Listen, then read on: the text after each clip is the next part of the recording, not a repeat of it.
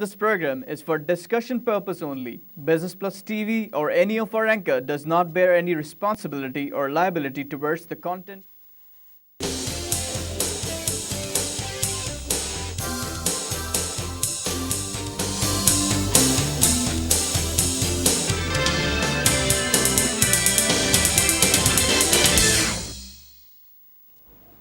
नाजरीन welcome to the market show. मैं हूं अली नासिर। जिन मौज़ूआत के ऊपर नाजरीन आज गुफ्तगू करेंगे वो पाकिस्तान के तिजारती खसारे से मुतालिक होगा, यानी कि पाकिस्तान का ट्रेड डेफिसिट जो कि बढ़ता चला जा रहा है। इसके अंदर बहुत सारे मौज़ूआत हैं जिनको शामिल करूँगा। इंपोर्ट के बारे में भी बात करूँगा, एक्सपोर्ट के बारे में भी बात करूँगा। थोड़ी देर में मेहमान हमारे साथ शामिल गुफ्तगू होंगे, उनके साथ भी इस मौजू पर बात करूँगा। लेकिन हमारे यहाँ मुल्क के अंदर बहुत लोग परेशान होते हैं इस बात पर। कुछ अर्सा पहले बैनुल-अक़वामी एक तरक्याती इदारा है जिसकी शुमारियात आपके सामने प्रोग्राम में पेश कर रहा था और मजाक उड़ा रहा था कि वो लोग कितनी गलतियाँ करते हैं। और उसमें ये लिखा हुआ था, अगर आपको याद हो, शायद पिछले साल के आगाज़ में था कि पाकिस्तान का जो ट्रेड का डेफिसिट है वो बढ़ेगा, पाकिस्तान की एक्सपोर्ट्स जो हैं उनमें कमी आएगी गालिबन, और पाकिस्तान की इंपोर्ट्स में इजाफ़ा होगा। तो मैंने सोचा शायद कोई मजाक हो। मैंने बहुत मजाक उड़ाया। मैंने कहा देखो कैसी कैसी स्टैटिस्टिकल एरर करते हैं। लेकिन बात यह है कि ये लोग बहुत होशियार हैं, बहुत सियाने हैं, काफ़ी वक्त लगाते हैं। सोचो विचार के बाद ऊपर थपकियां देते रहते हैं, पाकिस्तान की इकॉनमी वेल डन, आपसे ज़्यादा बंदा कोई अच्छा नहीं, आप हमारे कर्ज़े लेते रहें, बहुत बेहतरीन, इंग्लिश इकॉनमी जा रही है। लेकिन पसे पर्दा तहकीक के शोबे में झूठ नहीं बोलते और हक़ाइक़ को पूरे तरीके से बयान कर देते हैं। पाकिस्तान का ट्रेड डेफिसिट बढ़ता बढ़ता बढ़ता बढ़ता अब पता नहीं कहाँ चला जाए। हमने तो बड़ा शोर मचाया, बड़े पटाखे फोड़े, बड़े लड्डू गुलाब जामुन बांटे। बात क्या की, खुश किस बात पर हुए कि जीएसपी प्लस मिल गया। जीएसपी प्लस मिल जाने से एक्सपोर्ट में इजाफा हो जाएगा, जबकि मेरे ख्याल से वो शायद एक अरब डॉलर भी शायद ना हो पाते। मुझे पता नहीं इस बात का, और फाजिल मेहमान से ज़रूर इस बारे में बात करेंगे कि सिलसिला क्या बना और क्या हुआ। फिर इंपोर्ट के मामले में आपको पता है दीवारों से बहुत सारी टकरें मारी गईं, पहाड़ों से जाके छलांगे लगाई गईं, कुओं के अंदर, कुओं की गहराइयों में तैराकी के मुकाबले किए गए कि जनाबे वाला दुनिया के अंदर तेल की कीमतें कम हो जाने से बहुत अच्छा हुआ, बहुत बेहतरीन। लेकिन तिजारती खसारा फिर बढ़ता चला गया। सबसे पहले आज के हमारे जो मेहमान हैं उनसे आपका तारुफ कराता चलूँ। जनाब फ़ारूक अफजल साहब हमारे प्रोग्राम बारहा तशरीफ़ लाते हैं। इसके अलावा मारूफ ताजिर हैं, मारूफ सनतकार हैं। फ़ारूक अफजल साहब, गुफ्तगू हमारी हो रही पाकिस्तान का बढ़ता हुआ तिजारती खसारा जी, और आप चूँकि इंटरनेशनल ट्रेड के ऊपर काफ़ी, मैं कहूँगा कि अपनी माहिराना राय देते रहते हैं। जी जी, और पाक और रूस के दरमियान नहीं, बल्कि मैं तो कहता हूँ बहुत से ममालिक के दरमियान जो तिजारत पाकिस्तान की है उस पर गहरी निगाह रखते हैं। जी जी, पाकिस्तान का तिजारती खसारा है, ट्रेड डेफिसिट है कि काबू में ही नहीं आ रहा। तेल की कीमतें डाउन हो गई, सब लोगों ने खुशियाँ मनाना शुरू कर दी, और उसके बावजूद फिर ट्रेड डेफिसिट बढ़ गया क्योंकि यहाँ एक्सपोर्ट कम हो गई। एक्सपोर्ट के बढ़ने पर तो खैर मैंने, आपने जीएसपी प्लस पे बहुत प्रोग्राम किए, मैं अब आपके ज़ख़म और खुरचूंगा नहीं, हरे नहीं करूँगा। क्या सिलसिला है ये, क्यों काबू नहीं आ रहा हमारा ट्रेड डेफिसिट? देखिए बात यह है कि शुरू से जो बदकिस्मती हमारे मुल्क की रही है ना, वो रही है कि हम हमेशा से इंपोर्ट बेस्ड कंट्री रहे हैं। जी ठीक है। अभी भी आप देखिए बहुत सारी, एक प्रोग्राम हमने किया था, आपको याद होगा, जब 360 अशिया के ऊपर गवर्नमेंट ने टैक्स लगाया था इंपोर्ट के ऊपर। तो हमारे बहुत सारे इंपोर्टर, तिजारती दोस्त, उन्होंने कहा कि जी ये बहुत बड़ा जुल्म है गरीबों के ऊपर, बहुत सारा ये हो जाएगा, मुल्क में फलाना हो जाएगा, कीमतें बढ़ जाएंगी। वो 360 अशिया वो थी जो बहुत सारी पाकिस्तान में प्रोडक्ट्स बनती हैं, बहुत सारी उसमें से, और बहुत सारी ऐसी तायुश की चीज़ें थी जिसकी पाकिस्तान में इतनी ज़रूरत नहीं, जिसके ऊपर अगर ज़्यादा इंपोर्ट ड्यूटी लगाई गई थी तो बेहतर अच्छा लगाया गया था। देखिए हम अगर फ्रूट बना रहे हैं अपने मुल्क में और फ्रूट को इंपोर्ट की परमिशन दे दें तो किस बेस के ऊपर? अगर हमारे यहाँ सेब उगता है और हम न्यूजीलैंड का सेब भी मंगा रहे हैं, किस बेस के ऊपर? हमारा देखिए फॉरेन एक्सचेंज जो जा रहा है बेसिकली वो इंपोर्ट अशिया पे ज़्यादा जा रहा है इस वक्त। अच्छा, वो एक और बदकिस्मती ये है कि हमारी जो एक्सपोर्ट है वो डिक्लाइन होती जा रही है। ठीक है, अब वो एक बहुत बड़ा, मैं कहता हूँ कि मसला है हमारे लिए इस वक्त, संजीदा मसला मैं कहूँगा। वजह ये कि लेकिन उसके साथ साथ देखिए हमारा हालांकि ऑयल की प्राइसेस कम होने से हमारा इंपोर्ट बिल कम भी हुआ। ठीक है, लेकिन उसके बावजूद आप तिजारती देखें जो खसारा है वो मुसलसल बढ़ता जा रहा है। चले मैथमेटिकली स्पीकिंग एक बात कर, जी कुछ लोग कहते हैं आधा नहीं स्लैश हुआ होगा, 33% स्लैश हो गया होगा। चलें जी, $5 अरब तो बचाने बिल्कुल चाहिए थे ना। बिल्कुल, मैं बात कर रहा हूँ, हाँ जी, $5 अरब बचाए तो इसका मतलब है ना सिर्फ के बचाए तो अलहदा 10 अरब एक्सपोर्ट में गवाए।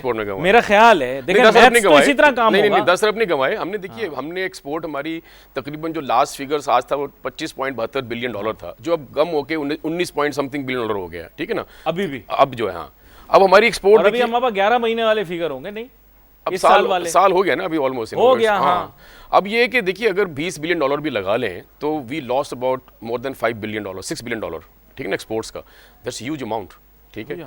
अच्छा, लेकिन आप देखिए जब ये $25.72 बिलियन की हमारी एक्सपोर्ट्स थी, उस वक्त हमारी जो इंपोर्ट्स थी वो $47 बिलियन की थी, ठीक है, ऑलमोस्ट डबल आप देख लें, ठीक है, डबल थोड़ा कम।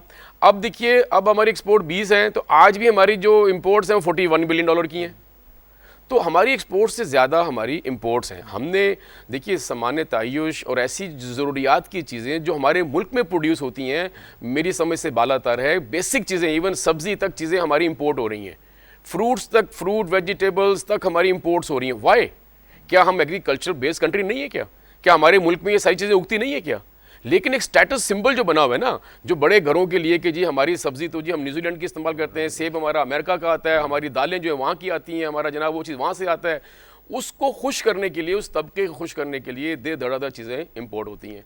इसी तरह बहुत सारी ऐसी चीज़ें जो खवातीन से रिलेटेड भी हैं, मेकअप का सामान, ऑटोमोबाइल है और मोबाइल फोन है। मोबाइल ऐसा मैंने सुना है, मोबाइल ये दो बड़ा कंपोनेंट है। देखिए मोबाइल जस्ट ह्यूज, और मोबाइल देखिए खास साजिश के तहत मैं कहूँगा कि पाकिस्तान में जो पैकेजेस दिए जा रहे हैं, मैं कहूँगा बिल्कुल, बात ये है कि देखिए हम दुनिया भर घूमते हैं, यूरोप में जाते हैं, वहाँ तो ऐसे पैकेज नहीं मिलते नौजवानों के लिए कि सुबह 10 बजे, रात 10 बजे से लेके आप सुबह 6 बजे तक फ्री है भाई, आप इतना पैकेज ले लें आप। What is this? माहौल खराब हो रहा है, माहौल खराब। लेकिन उसी के साथ मोबाइल इतने सस्ते आ रहे हैं पाकिस्तान में कि वो मोबाइल आप यूरोप में जो खरीदने के सेम मोबाइल जाके जरा देखिए, $5,000 का स्मार्टफोन। सर आप, मैं वही अर्ज कर रहा हूँ, स्मार्टफोन की स्मार्टफोन इस किस्म के आज आपको जो रेडी बान है, आपका जो ख्वांचा फरोश है, आपको व्हाट्सएप पे तस्वीरें भेज रहे फलों की, जी आप खुद देखिए। मेरे ऑफिस के वहाँ करीब में एक ड्राई फ्रूट वाला है, पठान भाई हमारे हैं, वो मुझे एक दिन कहते हैं यार कि आपको मुझे वो दे दें, इंटरनेट का पासवर्ड दे दें मुझे, क्योंकि इतना वाईफाई का रेंज आ रही थी, हमारे पास हैवी है तो नीचे कहीं रेंज आ रही थी, तो बोला जी आप मुझे दे दें। मैं क्यों भाई? बोला जी मैं देखा तो स्मार्टफोन उसके पास है, वो सैमसंग का भाई, वाईफाई हर किसी को चाहिए, हर को चाहिए, हर को, ठीक है। तो वो मोबाइल भी इतने सस्ते आ रहे हैं, वो एक ख़ास मकसद के तहत इतने सस्ता पाकिस्तान में कर दिया है। एक एक घर में कई कई मोबाइल्स हैं। अब पता है सर्वेलेंस होती है, टीवी नहीं था, टीवी की आंख आपको देख नहीं सकती थी जी, इसकी एक आंख आपको देखती है, देख रही है, आप बड़ी गहरी बात की, they are watching you, yes, you are being watched, you know, your all actions are being watched actually। तो वो उसमें देखिए हमारे Russia they have banned some social media I think, और they have their own social media, उनका अपना है, बिल्कुल है, Facebook they use VK something, जी जी बिल्कुल। इन चाइना तो of course Facebook is ban, China में नहीं है, अब देखें अब सऊदी अरब है और बहुत सारे मुल्क हैं जहाँ पर ये चीज़ें उस तरह बैन है, लेकिन काम भी आ जाती हैं ये। वैसे मौजू में थोड़ा सा बदल रहा हूँ, लेकिन वैसे काम भी आ जाती हैं, कभी कभार मार्शाल्लाह से भी बचा लेती हैं। अच्छा, यहाँ पर मैं आपके पास आऊँगा इसी से थोड़ा रिलेटेड। अब मसला ये है, दुनिया जहाँ परेशान पेचीदा चीज़ों पर, ब्रेग्जिट होगा पता नहीं क्या होगा, ये होगा पता नहीं क्या होगा, हमारा ताजिर बेचारा परेशान, आज बिजली पूरी आएगी, आज गैस पूरी आएगी, मतलब दुनिया के मसाइल क्या हैं और हमारे मसाइल। आपको पता है वो अब उन्होंने एक सैयारा है उसके मदार में घुमा दी अपनी सेटेलाइट, मेरे जहन से निकल रहा है, शायद जुपिटर है, जूनो नाम का प्रोजेक्ट। जी जी। आपके यहाँ पानी नहीं आ रहा, आपके यहाँ गैस नहीं आ रही, आपके यहाँ बिजली नहीं है, आपके मसाइल ही फ़र्क हैं, आप ट्रेड कैसे बढ़ाएंगे? ताजिरों से पूछता हूँ, कहते हैं अली भाई ये मसले तो हल हो जाएं, फिर उसके बाद हम तिजारत भी। बिल्कुल सही बात है, ये इतने बेसिक मसाइल हैं। देखिए पानी, बिजली, गैस, किसी भी, देखिए आप, एक ने कहा मैं फैक्ट्री तक तो पहुँच जाऊँ, हाँ ऐसे ही, बिल्कुल ऐसा ही है। मैंने कहा अच्छा ठीक है, नहीं तो वो हालात देखिए, जब तक हम वैसा कंड्यूसिव एनवायरनमेंट नहीं देंगे जो तिजारती बेस्ड हो, इंडस्ट्रीज बेस्ड हो। आप देखिए कि मिड 2000 जो था 5 ईयर इसमें, अर्ली इसमें 2010 के बीच में हमारे तकरीबन टेक्सटाइल्स के अंदर मोर देन $5 बिलियन इन्वेस्ट हुआ था सिर्फ उसकी रेनोवेशन और नई चीज़ों की, नई मशीनरी के ऊपर, ठीक है, BMR को। आज इतने 10 साल से ऊपर हो गया है, कोई दोबारा इन्वेस्टमेंट नहीं उसके ऊपर हुआ। नई इंडस्ट्री तो लगने की दूर की बात है, मतलब जो इंडस्ट्रियलिस्ट हैं हमारे, जो टेक्सटाइल वाले हैं, जिन हालात में बिजनेस किया जा रहा है उसमें वो नई मशीनरी ऐड करने को भी तैयार नहीं है, ठीक है ना, उसको रेनोवेट करने को भी तैयार नहीं है। तो ये गवर्नमेंट के काम है। देखिए हमें पता नहीं किस साजिश के तहत जो है इंडस्ट्री से दूर किया जा रहा है। कहती है मैंने सब दे दिया, नहीं क्या दे दिया, बोले भाई देखें, बोले आपकी जितनी देरीना ख्वाहिशात वजीर आजम के साथ डिस्कस की थी सारी पूरी, एनर्जी कॉस्ट यहाँ तक नहीं आई, उस पंजाब में आ चुकी है, मैंने सुना है, आप मुझे सेकंड कीजिएगा, पंजाब में रैशनलाइज हो गई इलेक्ट्रिसिटी प्राइस। नहीं, कुछ LNG जाना शुरू हुई, ज़ाहिर से थोड़ा फर्क पड़ा है उससे, ऑफ कोर्स, यस। बोला GSP प्लस तो बहुत पहले दिला दिया था, बोला इसके अलावा हमने ये जो एक्सपोर्ट फाइनेंस है ये आपके लिए सस्ती कर दी, और एक्सपोर्टर्स के लिए इस दफ़ा बजट में बहुत कुछ दिया, बल्कि बहुत सारे लोग कहते हैं ये तो टेक्सटाइल वालों का बजट था, ऐसा कहा गया, गलत होगा, आप बताएं। नहीं, देखिए टेक्सटाइल वाला का इन्होंने इस तरह अगर देखा जाए तो 5 बेसिक इंडस्ट्रीज़ के ऊपर इन्होंने ज़ीरो बेस्ड सेल्स टैक्स किया था, जिसमें टेक्सटाइल का है सारा जो कुछ उसके अंदर है, गारमेंट्स हैं, टेक्सटाइल्स हैं, बहुत सारी चीज़ें उसके अंदर हैं, यस। लेकिन आप क्या पूरा मुल्क इस वक्त, ठीक है, हमारा 57% revenues comes out of this textile industry, लेकिन टेक्सटाइल की एक्सपोर्ट डिक्लाइनिंग पर इस वक्त है, ठीक है, उसकी और वजूहात भी हैं, नई मंडियों की तलाश नहीं की गई, नया काम नहीं किया गया, हम फोकस्ड हैं चंद मार्केट्स के ऊपर ही, वहीं पर हम काम कर रहे हैं। नहीं, ताजरों पर भी बात करें ना, उसी पे कर रहा हूं, उनकी नाहली है ना। देखिए बात यह कि अगर हम सिर्फ वो वाली बात हमेशा है कि भाई हमारे पास नई मंडियों की तलाश के लिए हमारे ताजरों ने क्या किया, अच्छा हमारे जो फॉरेन ऑफिस बैठे हुए हैं उन्होंने क्या हेल्प की ताजरों की कि भाई ये मार्केट है, इतनी बड़ी मंडी है, आप इस मुल्क में हैं, जो बाहर हमारे ट्रेड के attache, trade commissioner, trade counsellor, whatever, उनकी परफॉर्मेंस क्या है, ठीक है ना। प्रॉब्लम देखिए हमारी, जब तक हम, पहली चीज़ तो ये कि ट्रेड डेफिसिट के लिए हमारी एक्सपोर्ट बढ़नी चाहिए, हमारी जो नॉन ट्रेडिशनल प्रोडक्ट्स हैं उनमें हमको अब जाना चाहिए, ट्रेडिशनल प्रोडक्ट्स से हटके थोड़ा नॉन ट्रेडिशनल प्रोडक्ट्स में हमें फोकस करना पड़ेगा। गवर्नमेंट ने अगर टेक्सटाइल पे करके कोई एहसान नहीं किया, ये हमारा हक बनता था इंडस्ट्री वालों का कि भाई ये चीज़ें आएँ, कोई एहसान नहीं किया सके भाई ये चीज़ हुई है। इसी तरह आप ये देखिए कि जो जिन जिन चीज़ों में हम स्ट्रॉन्ग हैं, आप डेयरीज़ में देखिए, हम दूध दुनिया का चौथा बड़ा मुल्क है, मिल्क प्रोड्यूसिंग कंट्रीज़, हमारा दूध टन्स ऑफ थाउजेंड्स जो है ना वो ज़ाया होता है, ठीक है। क्या उसके लिए गवर्नमेंट ने ऐसी कोई पॉलिसी बनाई है कि जी आप डेयरीज की इंडस्ट्री लगाएं, हम आपको इंसेंटिव देते हैं, ये करते हैं? जी शायद सुर्खी नहीं सुनी आपने, FDI आ गई, इसमें FDI आई है डेयरी में, देखिए उसमें हमने पोशीदा मुस्कुराहट, देखिए हम यही फॉरेन कंट्रीज को जो डिप्लोमेट से मिलते हैं उनसे हमारी यही रिक्वेस्ट होती है कि जो इन चीज़ों में मजबूत हैं कि यार आप खुदारा पाकिस्तान में आके डेनिश आए, डेयरीज में आके आप इन्वेस्टमेंट करें। सिंध में देखिए, सिंध बोर्ड जो इन्वेस्टमेंट है वो फ्री लैंड दे रहे हैं, सब कुछ कर रहे हैं, सर इनकी बिजनेस मैनेजमेंट ठीक नहीं है ना, ये उसको मैं आपको बताऊं, ये डेयरी के अंदर आपको पता होगा, बहुत मैं फिर नाम लिए बगैर इशारतन बता रहा हूँ, इन्होंने बोला हम पूरी इस्लामी दुनिया पे छा जाएंगे, सबको कच्चा चबा जाएंगे अपने मद्दे मुकाबिल लोगों को, और हम तो जनाब तुर्की में जाके अपना दूध बेचेंगे, उसमें दरवेशों को भी इन्होंने दिखाया चक्कर लगाते हुए इश्तिहारों में, आपको याद होगा, हम तो मलेशिया को भी अपने जो है ऐसे कर देंगे वैसे कर देंगे। वहाँ है ना दूध का डब्बा रखा, उन्होंने रिस्क के बारे में कहना नहीं चाहिए, उन्होंने कहा भाई इसकी पैकेजिंग ठीक नहीं है, किसी ने कहा ये आपका दूध जो है उसकी टेक्सचर ही ठीक नहीं है, दूध का भी टेक्सचर होता है, पता नहीं, सही है, तो खुद क्वालिटी प्रोड्यूस नहीं कर सके ना, तो अब बातें बड़ी बड़ी तो हर आदमी कर सकता है सर, वो तो नहीं कर सके प्रोड्यूस। एजुकेट कौन करेगा? स्किल, जो ये इसी की स्किल्स है ना सर, ये अगर स्किल्स को हम शार्प नहीं करेंगे, स्किल्स को हम नहीं अपनाएंगे, उन चीज़ों को नहीं अपनाएंगे जो इंटरनेशनली चलती हैं, उनको एजुकेट करना ज़रूरी है। जो भी एक्सपोर्टर आता है उसको एवेलुएट किया जाए कि क्या इसका जो प्लांट लगा है किस लेवल पर है।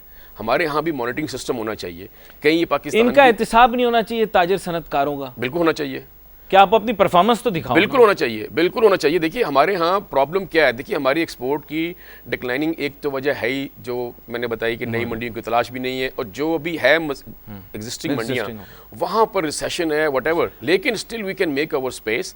द थिंग इज कि हम दिखाते ये हैं और भेजते ये हैं। देखिए हमारी नीयतों में बहुत बड़ा खोट है। प्रॉब्लम क्या है कि हम कमिटमेंट नहीं पूरी करते। हमारा मसला इंडस्ट्री का क्या है मैं बताऊं आपको, ये होता है कि मेरी कैपेसिटी अगर 100 मीटर की है, फॉर एग्जांपल 100 चीज़ बनाने की है, मैं ऑर्डर बुक कर लेता हूं 160 का या 140 का, लालच में, ठीक है। अब मुझे डाउन टाइम अपना काउंट करना चाहिए, मुझे अपनी एफिशिएंसी काउंट करनी चाहिए कि मेरी ओवरऑल एफिशिएंसी कितनी आती है, ठीक है। मेरी अगर एफिशिएंसी 85% है, how am I booking, how can I book 160 metre 140 things, ये तो इसका मतलब ये हो Compromise हो जाएगा अब कहीं आप ना डिले करेंगे, किसी ना किसी को डिले करेंगे, आपकी कमिटमेंट खराब हुई, आपकी डिलीवरीज लेट होंगी, आप हाड़ाहुड़ी करेंगे शिपमेंट में, कोई चीज़ों को बाईपास करेंगे, क्वालिटी इश्यूज आएंगे, सब चीज़ आएगी। तो at the end of the nights लग रही हैं, सब मेहनत हो रही है, बड़ा गर्क हो रहा है, लेकिन रिजल्ट अच्छा नहीं होता। देखें सर, एमटेक से एक दफा आप ही से डिस्कशन हो रही थी, होम टेक्सटाइल की सबसे बड़ी एग्जीबिशन जी जर्मनी में Imtex, होती है, जर्मनी, बिल्कुल Imtex। बिल्कुल अब ये है कि इंडियन वहां पे अटैक करते हैं पूरा ग्रुप के तौर पे, जी। बिजनेस लेकर आते हैं बड़ा चंग, बल्कि मेरे ख्याल से अब तो उन्होंने जाना ही छोड़ दिया, वो और बड़ा गेम खेल रहे हैं, वो मेरा ऐसा ख्याल है। हमारे वाले जाते हैं बिजनेस थोड़ा सा लेकर आते हैं, ऐसा क्यों है? नोटू तो खर्च करना पड़ता है, पैसा तो खर्च करना पड़ता है in order to get more money. देखिए, सोच को भी चेंज करना पड़ता है। बात ये होती है कि आपके आइडियाज़ क्या हैं, आप किस तरह मार्केट एज ले सकते हो, ऐसी कौन सी डिफरेंशियल प्रोडक्ट आपके पास है कि मार्केट एज लेके आप उसको दे रहे हो, चाहे वो आपकी सर्विसेज हो, चाहे आपकी पैकेजिंग हो, चाहे आपकी प्रोडक्ट हो, चाहे आपकी प्रेजेंटेशन हो। देखिए, प्रेजेंटेशन काउंट्स अ लॉट, ठीक है ना? आप अपने प्रोडक्ट को किस तरह प्रेजेंट कर रहे हैं, because they mean business, exactly उनको बिजनेस चाहिए। हम ट्रेडिशनल प्रोडक्ट्स में, देखिए अगर मैं टेक्सटाइल्स की बात करूं तो हमारे जो इंडस्ट्री के लोग हैं वो वही कॉटन, पॉली कॉटन में ही बैठे हुए हैं। चाइना के पास वैरायटी ऑफ प्रोडक्ट्स है, मैन मेड फाइबर्स में वैरायटी ऑफ प्रोडक्ट्स ब्लेंड आ गया, मतलब ब्लेंड डिफरेंट प्रोडक्ट्स मिक्स हैं। जिसे कहते हैं। नहीं, क्या वो आसमान से उतरे में स्पेशल? क्या हम वो मशीनें लगा के, क्या वो चीजें करके हमारे लोग नहीं कर सकते? आई थी पाकिस्तान में इंडस्ट्री, नहीं लेकिन चली नहीं। नहीं, बात ये देखिए, इंडस्ट्री लाई जाती है, इंट्रोडक्शन देखिए, उसके लिए क्या होता है कि गवर्नमेंट का काम फिर है कि ऐसी पॉलिसी बनाए कि अगर आप ऐसी मशीन लेकर आएंगे, वो इतने अरसे तक उसकी प्रोडक्ट का कोई उस मशीन पे बनी चीज़ पे टैक्स नहीं लेंगे, हम ये नहीं करेंगे, हम वो नहीं, व्हाटएवर यू नो, उसके ऊपर स्पेशल लोन दिया जाए ताकि वो मशीन पाकिस्तान में आए। और उसका जो रॉ मटेरियल भी इंपोर्ट होगा उसके ऊपर भी गवर्नमेंट को चाहिए थोड़ा इंसेंटिव दे, ताकि जो इंडस्ट्री के लोग हैं वो उन मशीनों को इंपोर्ट करें और उस प्रोडक्ट, उस रॉ मटेरियल को इंपोर्ट करें, उसको फिर पाकिस्तान में ग्रेजुअली फिर डेवलप करें। देखिए, अच्छा, इसमें एक चीज़ आपने बड़ी अहम उठा दी, चूँकि आपने, मैं इसमें जिक्र करता चलूँ, बीच में गवर्नमेंट ने एक परसू की पॉलिसी, उसमें आपको पता होगा सिर्फ टेक्सटाइल के अंदर एक ही दफ़ा वन टाइम जैपनीज़ भी आए और कोरियंस भी आए, इन्होंने मिलकर पाकिस्तानियों के साथ एक प्लांट लगाया फाइबर की। बिल्कुल, आप जानते हैं 100% फाइबर लगाया था। हाँ, फिर उसके बाद और कंपनियां भी आई इसमें कोई शक नहीं है, लेकिन कोई खातिर खा रिजल्ट नहीं दिखा। Basically that is a not a replacement for cotton, but sometimes it's a mix, and sometimes when cotton prices go up, fibre becomes more, as I have heard, fibre becomes more feasible, am I correct? Yes, देखिए, तो क्या मसला, वो क्यों pickup नहीं हुई या उतनी बढ़ी नहीं? देखिए, मैं आपको चीज़ बताऊं कि ये जो फाइबर्स के आए थे वो भी 100% पॉलिएस्टर में आए, 100% मैन मेड फाइबर्स में बेतहाशा क्वालिटीज़ हैं, ठीक है ना? It's not only polyester actually, okay, ठीक है? अब और भी हैं, और भी बहुत सारी मैन मेड फाइबर की क्वालिटीज़ होती हैं, ठीक है? अब हमें देखना ये है कि यार जो हमारे इंडस्ट्री के लोग हैं, जो मैन्युफैक्चरर्स हैं, ये उनका काम है कि वो अपनी सोच को चेंज करें, ठीक है?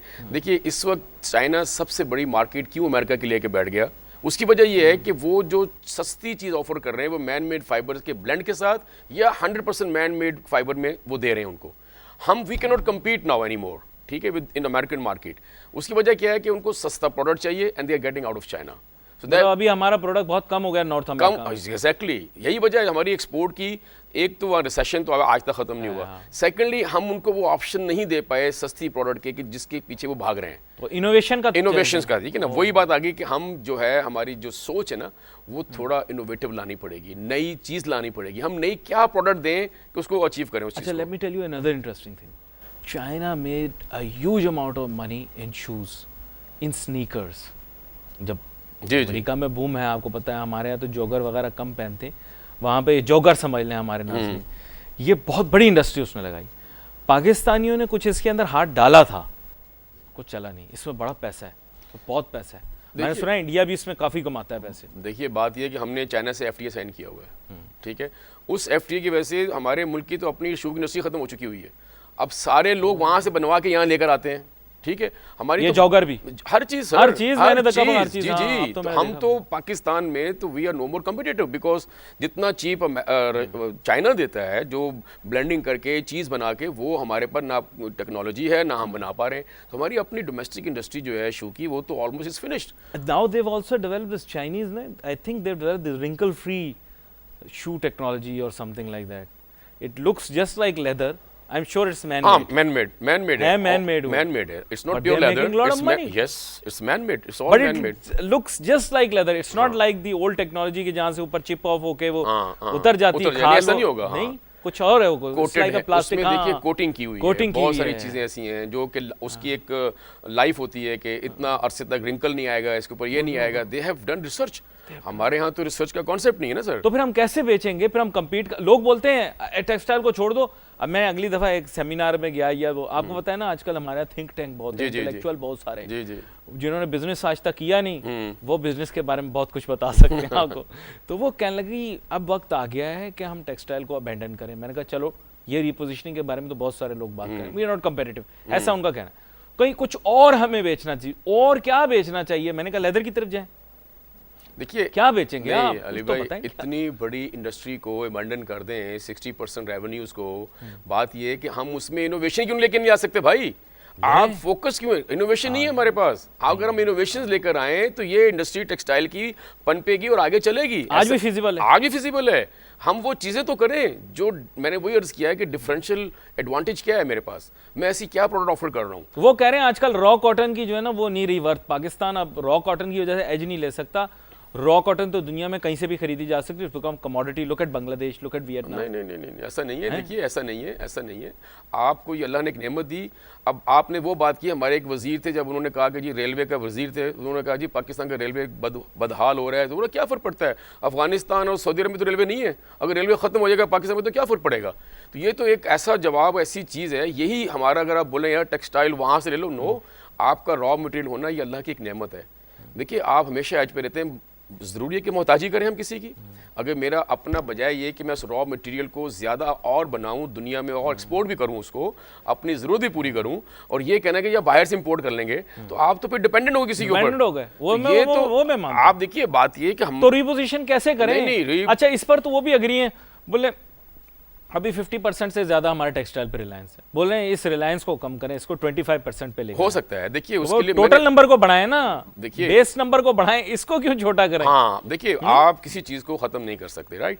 आप पैरेलल नई इंडस्ट्रीज को लेकर आए, नए नॉन ट्रेडिशनल प्रोडक्ट्स को लेकर आए, जिसको प्रमोट करें एक्सपोर्ट के लिए, नई मंडियों की तलाश में जाएं उसके लिए, ठीक है ना। ये बहुत जरूरी काम है हमारी। सबसे पहले देखिए तजारती खसारे, जिस बात हमने इंपोर्ट्स की चीजों को देखना है, कौन सी ऐसी नेसेसिटीज हैं जिसकी वाकई इंपोर्ट की जरूरत है। अगर हम बेसिक चीजों को इंपोर्ट कर रहे हैं, मुल्क के अंदर बांग्लादेश की टेक्सटाइल प्रोडक्ट्स आ रही हैं, इसी मुल्क के अंदर सर, चाइना से आ रहा है, चाइना की आ रही हैं, तो वियतनाम की आ रही हैं, इसी मुल्क के अंदर बिल्कुल आ रही हैं। और वजह यही है वैल्यू एडेड प्रोडक्ट। और उन्होंने देखिए इकोनॉमी ऑफ स्केल अचीव करके प्रोडक्ट की प्राइस को बिल्कुल लो कर दिया है। अब डोमेस्टिकली आप उसको कैसे कम्पीट करेंगे, ठीक है। तो वो चीज़ें तो आ रही हैं, लेकिन हमारे यहाँ होमवर्क नहीं हो रहा उसके ऊपर, ना इंडस्ट्री के लोग, ना ही गवर्नमेंट के लोगों को इंटरेस्ट है काम के लिए। आप मेरे साथ आ जाएं, तारिक रोड आपको ले जाता हूँ, रेडीमेड में आ जाएं आप, पाकिस्तान के कितने सिले हुए कपड़े खुद देख लीजिएगा, सिवाय ख़वातीन के, मर्दों के आपको बाहर के मिलेंगे चाइना के साथ। ये है नोट के, बिल्कुल ऐसा ही है। ईद पे लोगों ने खरीदे हैं बच्चों के कपड़े, चाइना वाले लिए, और अब तो मेयार भी काफ़ी अच्छा हो गया उनका। I don't know how they been able. बहुत मैन मेड सॉरी शर्ट्स आ रही हैं, उनके ट्राउजर्स आ रहे हैं, उनके बहुत सी चीज़ें आ रही हैं, आ गए मार्केट के अंदर। एग्जैक्टली देखिए ये। अच्छा इस पर हम बात करते हैं, एक छोटी सी ब्रेक लेते हैं, ब्रेक के बाद वापस आते हैं, फिर मैं एक इंपोर्ट मैनेजमेंट की जो आप बात कर रहे थे उसको भी ज़रा देखते हैं कि गवर्नमेंट कहाँ कहाँ शॉर्ट कमिंग है प्लानिंग के अंदर, कि इंपोर्ट्स को लेकिन फ्री मार्केट रेजीम के अंदर कितना पॉसिबल होगा, इस बारे में भी बात करेंगे। Let's take a short break.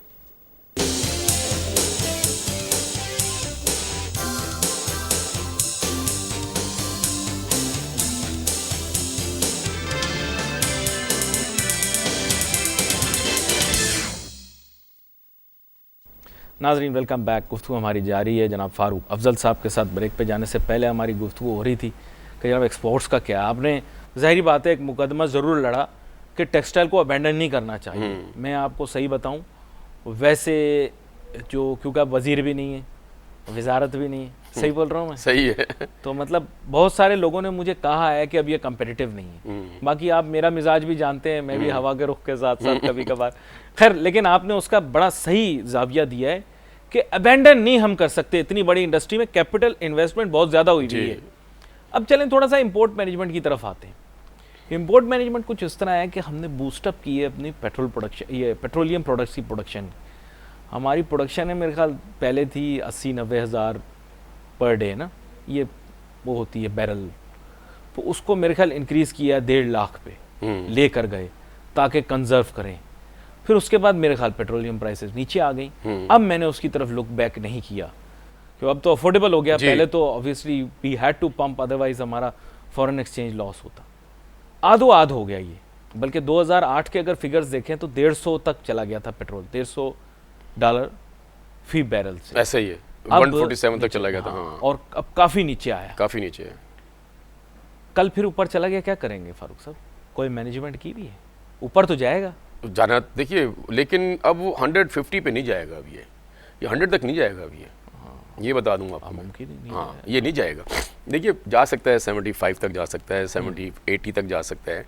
अब हमारे यहाँ मुझे तो ख़तरा है कि हम लोगों ने इंशाल्लाह ऐसी कोई प्लानिंग नहीं की होगी, ठीक है। आप क्या वजह ये है कि देखिए हम लोग शॉर्ट, मैं बता रहा हूँ आपको, वजह ये है कि हमारे यहाँ एफिशिएंट कॉम्पिटेंट लोग नहीं है, ठीक है, जो कि फोर्स ही कर सकें, जो इस चीज़ों को सोच सकें कि ये मुल्क को हमने अब कहाँ लेके जाना है, ये चीज़, इसकी अब क्या स्पेकुलेशन हो सकती है, इसकी हमने क्या प्लानिंग करनी है। प्लानिंग तो है नहीं हमारे यहाँ ना, हमारा शॉर्ट टर्म होता है, जो चीज़ें शॉर्ट टर्म है, ना तो मीडियम रेंज के गोल्स हैं, ना लॉन्ग टर्म के रोज, कुछ भी नहीं हमारे पास है, ठीक है ना। अब उसमें ये फिर कहेंगे कि यार हम क्या करें। आम आदमी को पता नहीं है कि प्लानिंग अगर की जाए तो ये चीज़ें कंट्रोल की जा सकती हैं। एक इल्तिजा आपसे करनी थी, आप और मैं बहुत दफ़ा रशियन CIS स्टेट्स वगैरह के बारे में बात करते हैं।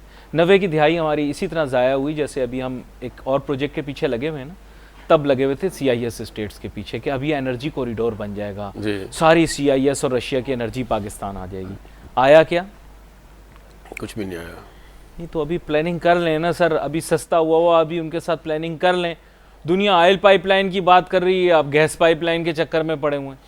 दुनिया ऑयल पाइपलाइन के चक्कर में साइबेरिया से ऑयल पाइपलाइनें बनाई उन्होंने। जी। अब तो पता नहीं चाइना और रशिया के दरमियान ऑयल पाइपलाइन बन रही है, largest infrastructure project of the world, शायद बिल्कुल ऐसा ही है। $200 अरब। बिल्कुल। तो सर वो अकलमंद नहीं है जो $200 अरब इस चीज पे खर्च कर रहे हैं। हमें कोई विजन नहीं है, हम ही ले ले थोड़ा सा, बोले थोड़ा सा बना दो इधर। देखिए, वो जब तक कॉम्पिटेंट लोग, जिसे कहते हैं ना कि right person for the right job, आप जब तक नहीं रखेंगे, प्रॉपर टेक्नोक्रेट आदमी जो चीज़ समझता हो, जिसको मुल्क का दर्द भी हो, जो मुखलिस भी हो, मुल्क के साथ ऑनेस्ट भी हो, जब तक ये काम हमारे नहीं होंगे, अली भाई मैं बता दूं आपको, प्रॉब्लम ये है कि सिंसेरिटी लैक करती है हमारे यहाँ, ठीक है।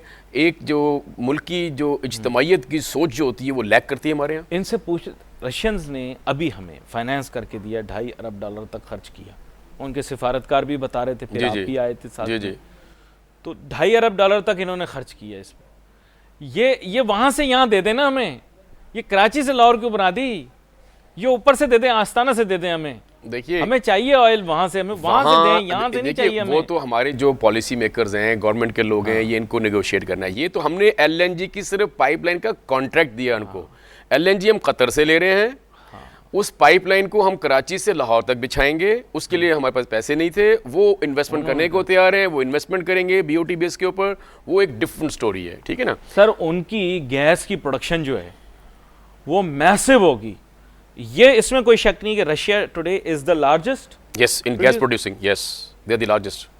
सो what and their neighbours also the CIS country, Kazakhstan में बहुत सारी गैस है, हम उससे ले सकते हैं। देखिए, तो हम ये सैरें करके आ गए, साफियों को भी ले गए, साफी मोबाइल फोनों के साथ अपनी सेल्फियां बनाते रहे। इन्होंने इस बारे में वहां पे नहीं कहा कि सर जरा बात कर लें, जरा गैस आ जाए हमारे मुल्क में, जरा बिजली आ जाए, जरा तेल आ जाए हमारे मुल्क के अंदर।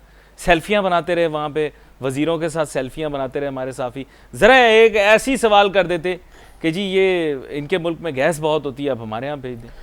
देखिए, जब हमारे गवर्नमेंट के लोगों को साथ लेके जाते हैं ना, तो फिर आपको पता है कि वो फिर उनकी ज़ुबान बोलेंगे। देखिए, आप उनके खिलाफ नहीं बोल सकते, गवर्नमेंट के खिलाफ फिर सवाल कर भी सकते हैं, वो छोटा मोटा सवाल ताजिर भी गए थे, सेल्फी कल्चर, बिल्कुल बिल्कुल सेल्फी कल्चर, ताजिर गए थे, आपके मेरे दोनों के जानने वाले, नाराज कोई ना हो जाए। लेकिन देखिए, बात ये होती है कि ये ओपन कोई नहीं बोलता गवर्नमेंट को, उनको ना कोई ऐसा सजेशन देते हैं, ना ऐसी कोई बात करते हैं कि कहीं गवर्नमेंट का बंदा नाराज़ ना हो जाए, जो हुकूमत है वो नाराज़ ना हो जाए, उनके ताल्लुकात कहीं ख़राब ना हो जाएं, ऐसी कोई बात ना करें। लेकिन देखिए, हमें सच बोलना चाहिए मुल्क की खातिर, कौम की खातिर। अगर मैं देख रहा हूँ कि मेरे मुल्क की जो हुकूमत है वो आवाम के लिए, मुल्क के लिए बेहतर काम नहीं कर रही, तो मुझे सच बोलना चाहिए, चाहे वो कड़वा हो। मुझे अपनी जो अखलाक से जो सिंसियरिटी है वो शो करने के लिए चाहिए मुल्क के लिए, किसी शख्स के लिए नहीं करनी चाहिए। अच्छा, वहाँ पर जो ये जॉइंट डायलॉग और डिस्कशन, जी सच्ची बात, जॉइंट डिस्कशन और डायलॉग हुआ होगा। जी मेन इशू ये है कि energy giants dominate Europe frankly. जी रशिया में भी एनर्जी जायंट जो है गैसप्रोम, वो उसकी अपनी कंपनी है, गवर्नमेंट की company, biggest, the they're the largest in the world. Why can we not get into a dialogue with them? मतलब I'm not just saying Russia alone, we could talk to so many others who are there. Obviously जहाँ उनको पैसे दिखेंगे वो तो चांद पे भी जाएंगे अगर उनको पैसे दिखेंगे तो। देखिए gas we are thirsty for energy. देखिए हम ईरान के प्रोजेक्ट की बात करूं, आईपी की बात करूं, हाँ। तो रशियंस जो गैसप्रोम कंपनी है, they are ready to invest their money. तो वो $77.4 बिलियन इन्वेस्ट करने को तैयार है इस पाइपलाइन के लिए पाकिस्तान के अंदर। But we only need $1.5 billion for the completion of our end. नहीं। Much more? Yes, much more. We need lot of money. That's the reason I'm telling you, $7.4 billion का प्रोजेक्ट, अगर इससे ज़्यादा का प्रोजेक्ट है जो हमें पाइपलाइन बिछानी है इसकी, ठीक है। और ईरान अपने तक बिछा चुका है ना, अब हमें आगे पूरी पाइपलाइन को बिछाना है, उसको पूरे मुल्क में उसको फैलाना है उस चीज़ को, जिस तरह आपके सुई से गैस निकलती है सॉर्ट ऑफ दैट, तो ये इसका भी एक नेटवर्किंग मिलाना पड़ेगा उस नेटवर्क के साथ जहाँ से वो गैस आएगी। वो आज मुझे याद आता है पाक स्टडीज़ की किताब में क्या हमने पढ़ा था, 50,000 साल तक पता नहीं कितने साल तक हमें गैस की ज़रूरत नहीं मिलेगी, सुई में गैस निकल आई। आज यही मुल्क गैस इंपोर्ट कर रहा है। मुझे ये कल ये पानी भी इंपोर्ट करेंगे और कहते हैं 5 दरियाओं का मुल्क है पंजाब। वो तो 3 दरिया रह गए, 2 तो खत्म ही हो गए थे सर। बात ये है सतलुज और ब्यास तो खत्म ही हो गए थे, ठीक है ना। बाकी 3 दरिया रह गए, वो भी खुश्क रहते हैं। डैम हमने बनाने नहीं, हाँ डैम हमने बनाने नहीं है क्योंकि हमारे जो इंटरेस्ट है वो किसी और मुल्क के साथ वाबस्ता है, ठीक है। तो हमने मुल्क के लिए तो सोचना नहीं, बात वही आ गई ना। देखिए मुल्क के लिए सोचना नहीं हमको। पानी इंपोर्ट होगा, पानी भी इंपोर्ट, मुझे लगता है इंपोर्ट होगा। देखिए अगर रेजरवॉयर्स पर क्यूसेक इंपोर्ट होगा, अगर रेजरवॉयर्स नहीं बनाए, डैम्स नहीं बनाए, I tell you this will be a great problem for Pakistan in future. We will buy water like Singapore. Definitely. I am telling you. Yes. और ये बहुत बड़ा सानिया होगा इस मुल्क के साथ कि लोग जो है ना, जो हमारे मफादात हैं, जो मुल्क की मफादात है, उसके ऊपर कोई भी काम करने को तैयार नहीं है। हर cradle of civilisation Indus valley, इधर पानी खरीदेगा पाकिस्तान, आज नहीं 20 साल के बाद, 25 साल के बाद। अब नोट कर लें ये, अगर हमने स्टेप ना लिया, अगर हमने स्टेप नहीं, देखिए हर चीज को पॉलिटिसाइज किया जा रहा है, हर डैम को पॉलिटिसाइज कर देते हैं, हर अच्छे प्रोजेक्ट को पॉलिटिसाइज कर देते हैं क्योंकि हम पेड एंड प्रो हैं फॉर समबडी, यू नो। उसमें क्या होता है कि उनके इंटरेस्ट का हम तहफ़्फ़ुज़ कर रहे होते हैं, अपने मुल्क के इंटरेस्ट का तहफ़्फ़ुज़ नहीं कर रहे होते हैं। सिंसियरिटी लैक करती है। इसी वजह से देखिए जो आप, अच्छा coming back to one issue, sorry आपको मैं चाह रहा हूँ आप आए हुए हैं तो आपका भरपूर फ़ायदा उठा लूँ। जी CIS स्टेट्स का, मैं इस वजह से बोल रहा हूँ, कोई जवानी ज़ाया हो गई लोगों की, जी। इस मुल्क के अंदर लोगों की जवानी ज़ाया हो गई। हमारे साथ एक ऐसा तारीखी झूठ बोला गया कि CIS स्टेट्स आज़ाद हो जाने के बाद सारा उनका जो पैसा है वो पाकिस्तान के पास आ जाएगा और वो जितना सलीमा बुखारा, जितनी दौलत हमारी ले गए थे यहाँ से वहाँ बलिस्तान, वो सब वापस आएगी हमारे पास। तो बात ये, वहाँ से मैं क्यों कुछ नहीं ला सका, मेरी तिजारत क्यों नील बटा नीले, क्यों मैं उनको कुछ नहीं दे सका। हमें इतने ख्वाब दिखाए गए, झूठे ख्वाब दिखाए गए हमारे इन सियासतदानों की तरफ से कि हमारे सारे के सारे प्रोडक्ट सब खप जाएंगे CIS स्टेट्स के अंदर। उन्होंने ख़रीदा लेकिन हमसे नहीं ख़रीदा, उन्होंने खाया लेकिन हमसे नहीं खाया, फल फ्रूट उन्होंने भी बेचे और दूसरों के खाए भी, हमसे नहीं लिया। क्यों? देखिए ये एक जो अच्छी बात है उसको अप्रिशिएट भी करना चाहिए। इस गवर्नमेंट की जो एक अच्छी बात रही इस दौर में कि सेंट्रल एशियन कंट्रीज़ की जो तरफ जो रुजू हुए और रिलेशनशिप डेवलप किया, ठीक है। हर उस कंट्री में गए एंड मुझे बड़ी खुशी हुई कि भाई चलो किसी गवर्नमेंट को ख्याल तो आया। लेकिन अगर क्योंकि 90s में ये फॉल हुआ, 92 में सोवियत फॉल हुआ, उस वक्त ये सारे मुल्क आज़ाद हुए।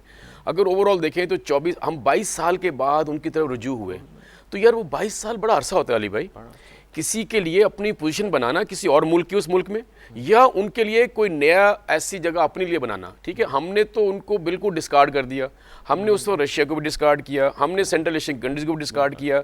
हमारी जो भी गवर्नमेंट आई, नवाज शरीफ साहब भी 2 दफ़ा आए, बेनज़ीर भुट्टो साहब भी 2 दफ़ा आई, मुशर्रफ साहब भी बीच में रहे, लेकिन किसी ने इन मुल्कों पे तवज्जो नहीं दी। हमारी फॉरेन पॉलिसी का महवर क्या था उस वक्त वो सबको पता है, ठीक है। हमने इन मुल्कों को तिजारती नुक्ता नगाह से नहीं देखा। हमने जहाँ फ़वायद ले सकते थे इन मुल्कों से, हमने वो ना लिए ना उनको दिए। तो हमारा वो रिलेशनशिप, वो एतमाद वाली जो फ़ज़ा थी वो कायम ही नहीं हो पाई, ठीक है ना, जिसको अब थोड़ा वक्त लगेगा। देखिए वहाँ लोग अपनी पोजीशन बना चुके हैं, हमारे जो कंपटीटर्स हैं वो अपनी पोजीशन बना चुके हैं। अब इंडिया बना चुका है, यस। इंडिया कजाकिस्तान में ऐसा है कि आप पूछे नहीं, सेंट्रल एशियन कंट्री में कजाकिस्तान में इंडिया देखिए, Kazakhstan is the next Dubai of that region, I tell you.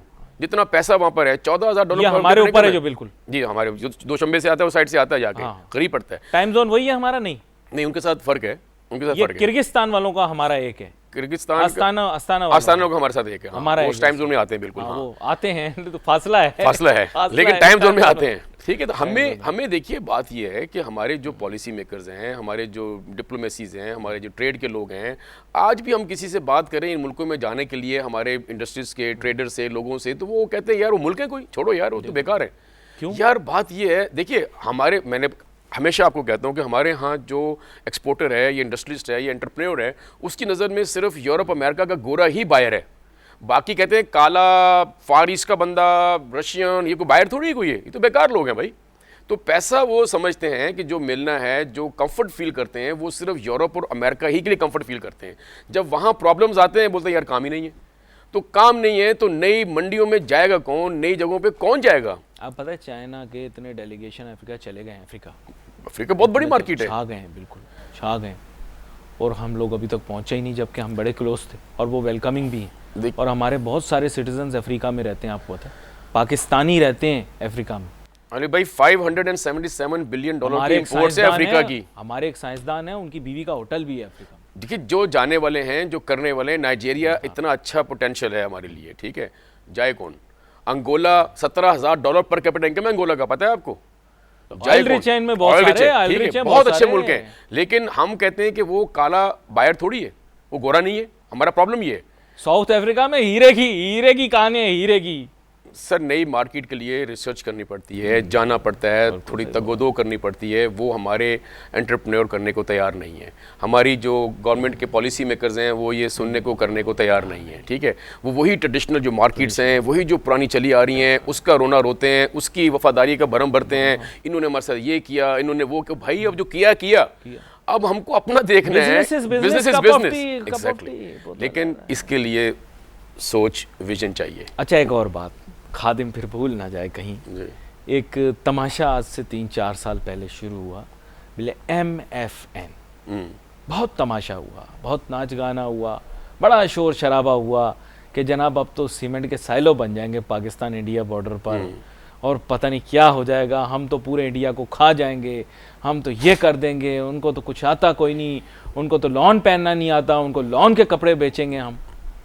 आपको पता है पाकिस्तान इंडिया की तिजारत के अंदर कोई ख़ास खातिर खा इजाफा मैंने नहीं देखा। आपने कोई देखा हो फिगर्स के अंदर तो मुझे बता दीजिएगा।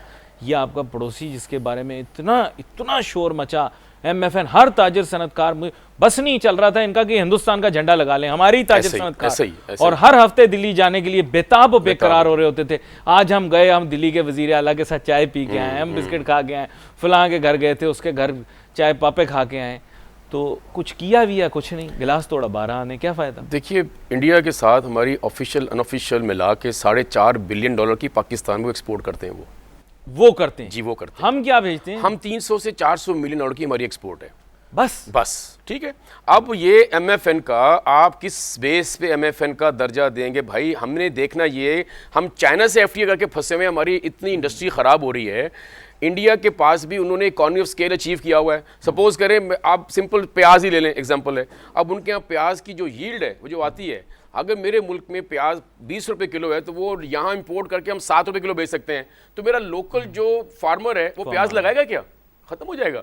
हमारा आलू, प्याज, टमाटर, हर चीज़ पे इंडिया से आएगी। हम we will be totally dependent on them.